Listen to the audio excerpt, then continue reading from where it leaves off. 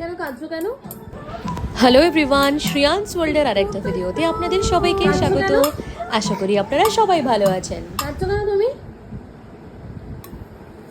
তোমাকে দিন্নু সারাদিন সকালবেলা থেকে তোমাকে দেখবে, তোমার জন্য রান্না করবে। হ্যাঁ, তুমি এইরকম অবস্থা করছো শ্রেয়।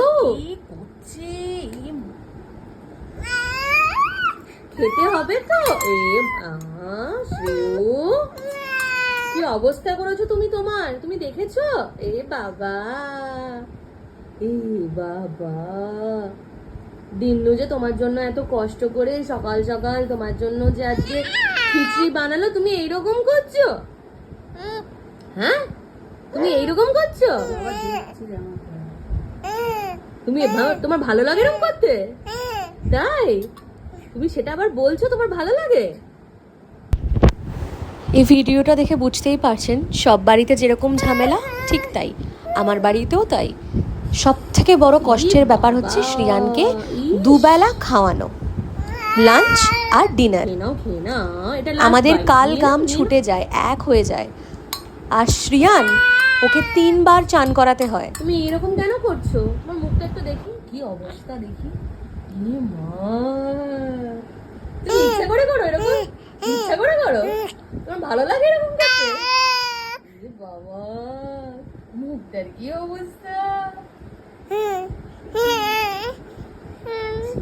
চোখটা রগড়াস না, জ্বালা করবে।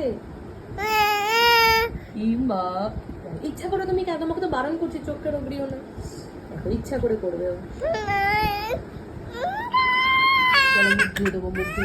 আচ্ছা, এটুকুনি খেয়ে নাও, আর খাবে না। ব্যাস, ডান। Good boy. তুমি না গুড বয়, তুমি না গুড বয়। দেখি ওর মুখটা একটু দেখি। এটা আবার কি হলো?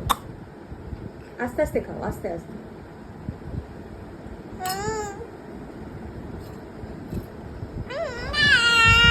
যেহেতু শ্রিয়ান বড় হচ্ছে আর ও প্রত্যেক দিন নিজের মুখের টেস্ট বদলাচ্ছে, তাই আমার মা কিছু না কিছু এভরিডে ট্রাই করতে থাকে যাতে অ্যাটলিস্ট ও পুরো খাবারটা খায়।